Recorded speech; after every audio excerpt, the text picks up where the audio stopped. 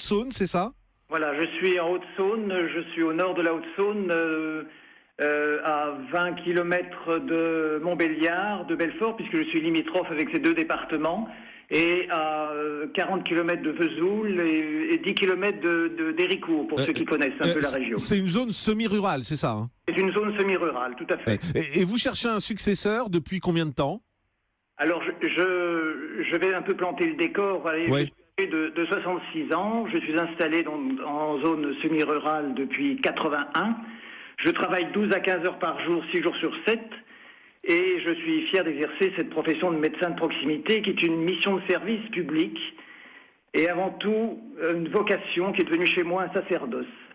Ça fait 1 an que je cherche un successeur. Et il m'est arrivé un petit accident vasculaire il y a 2 mois qui m'a fait réfléchir parce que je n'ai pas envie d'envisager une retraite j'ai envie d'envisager ma retraite sur mes 2 jambes, car ma femme l'a bien mérité, puisque pour faire ce métier à la campagne, il faut avoir une compagne ou une épouse qui comprend son mari et qui aime les gens profondément. Oui, et puis vous avez envie de vous poser, de vous reposer, ce qu'on peut comprendre quand on arrive à 66 ans et quand on fait un métier qui est aussi prenant. Il faut préciser, parce que c'est important, que dans votre commune, il y a un pôle éducatif, il y a une pharmacie, un intermarché, il y a une boulangerie, il y a un café, il y a un coiffeur, il y a un fleuriste. Donc on n'est vraiment pas dans une zone qui est totalement désertée, abandonnée, comme on peut en trouver parfois. Et comment vous expliquez que vous ne trouvez pas de successeur? Alors, il y a plusieurs causes, vraisemblablement. La profession se féminise, puisqu'il sort 60% de femmes de nos facultés de médecine. Deuxièmement, les médecins, aujourd'hui, ont tendance à se précipiter vers le secteur public, parce que ça leur apporte une sécurité de travail, moins de charges administratives, moins de charges financières, et un travail qui ne se prolonge pas jusqu'à des heures impossibles comme les miennes. Par ailleurs, la campagne, les médecins actuellement préfèrent s'installer dans les villes universitaires ou dans les fameux trios mer, montagne, soleil, plutôt que venir dans nos campagnes.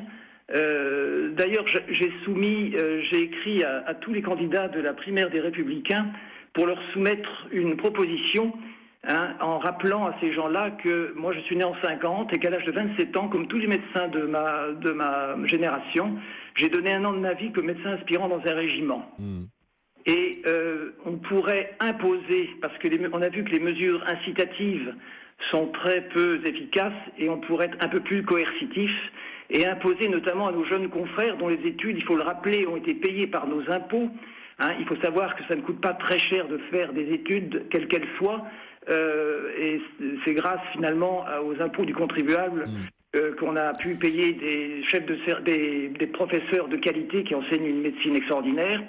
Et donc on pourrait imposer à ces jeunes confrères une contrainte de mobilité, comme dans d'autres professions, notamment de la fonction publique, pour la police et les instituteurs, et donc de venir combler les trous, là où notamment les médecins qui partent à la retraite pendant 1 année, et imaginez que parmi les médecins se succédant, eh bien, un confrère finira par s'installer. Juste, docteur, quand vous nous expliquez quand même vos conditions de travail, quand vous dites je travaille 16-17 heures par jour, je travaille 6 jours sur 7, on peut se dire qu'effectivement, on peut comprendre qu'un médecin qui a une vie de famille n'ait pas envie de se retrouver dans une situation comme celle-là. Je crois que d'ailleurs que vous dites, en fait, je travaille comme 2, donc il faudrait quasiment qu'il y ait 2 médecins pour avoir des vies correctes qui viennent. Je cherche 2 successeurs. Voilà. Mais le problème aujourd'hui, il est générationnel. C'est-à-dire que, quelle que soit la profession, si vous écoutez les anciens, ils disent que les jeunes préfèrent, et ils ont peut-être pas tort, c'est moi qui suis j'ai été prisonnier un peu de mon éthique et tout ça, mais ils ont peut-être pas tort de privilégier leur vie privée, leur vie de loisirs, ce que je n'ai pas su faire.